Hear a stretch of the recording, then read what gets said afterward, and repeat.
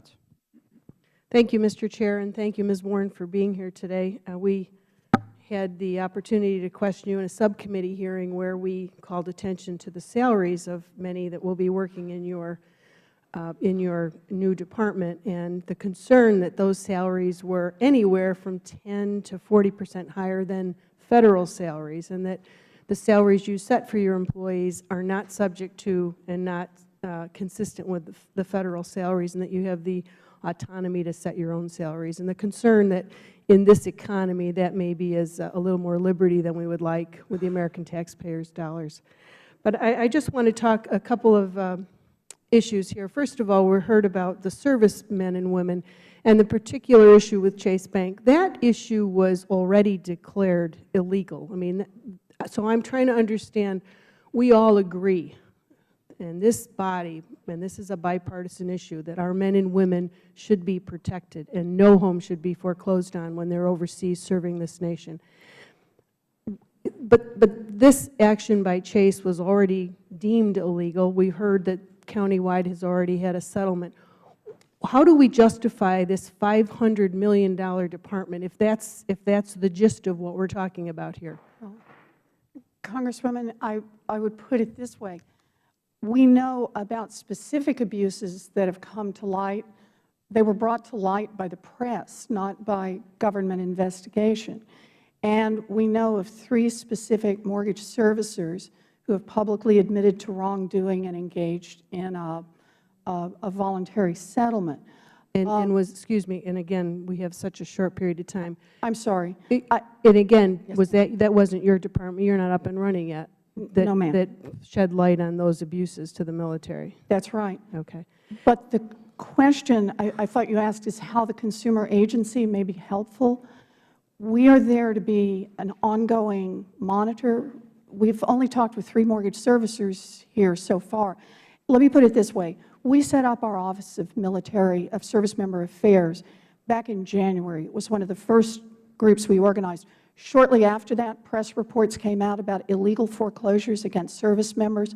Just to give you an idea of what we do, Holly Petraeus wrote a letter immediately to 25 servicers asking them to review their practices, and we have heard back from about half of those servicers and engaged in some discussion. Thank you. Thank you. I don't wish to cut you off, but I know in Veteran Affairs we've handled this issue up front close, and so. Yes, ma'am. I do want to talk to you about a couple of issues. Number one, this past week, the jobs numbers came out, and they were horrific. As you know, that only 18,000 jobs were added in June. My concern is what you're going to do will continue to hurt job growth in this country. So I'd like to know from you specifically, do you intend to raise compliance costs or raise the cost of credit for consumers? So, Congresswoman, I should say we're trying to make prices clear, risks clear, and we're trying to make it easy for families to compare products. I don't think that that's going to cost people jobs. I think it likely makes them a little more secure. In the case specifically of compliance costs, our first initiative is the one that Congressman McHenry also talked about. Congress and the regulatory agencies have been working for 15 years excuse me. Again, I watch my time clicking away.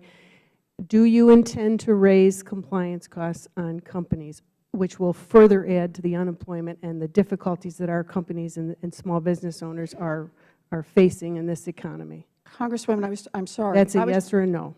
It is a no. We already have our first example of what we're doing lowers compliance costs.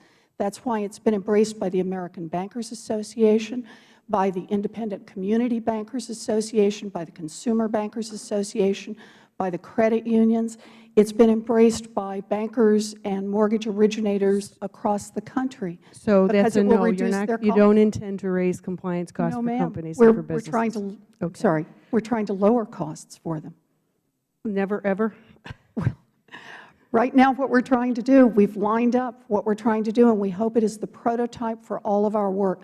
We are working closely with community banks. We are working closely with credit unions. Thank you. One last question. You talked in your testimony about, and it concerns me, that you have this conception that the mortgage and the credit consumer world is fraught with trips and tricks and traps, I think that was your word.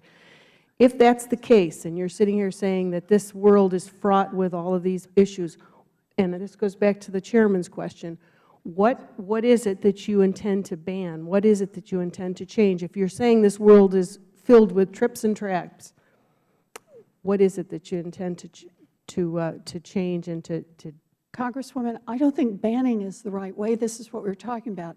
It's make the prices clear, make the risks clear, mow down the fine print so it's possible for consumers to compare one product to 2 or 3 others. But then why do you need the power in a Ladies, time's $500 million expired. budget? That's my concern. I yield back. Thank you, Mr. Chairman. Witness may have the answer. I'm sorry?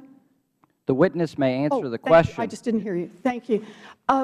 Congresswoman, we need a budget because these are very large and powerful financial institutions who hire armies of lawyers to design financial products that can't be read by ordinary American families. We need some pushback. We're the voice on behalf of the customer, of the American family. Ms. Norton.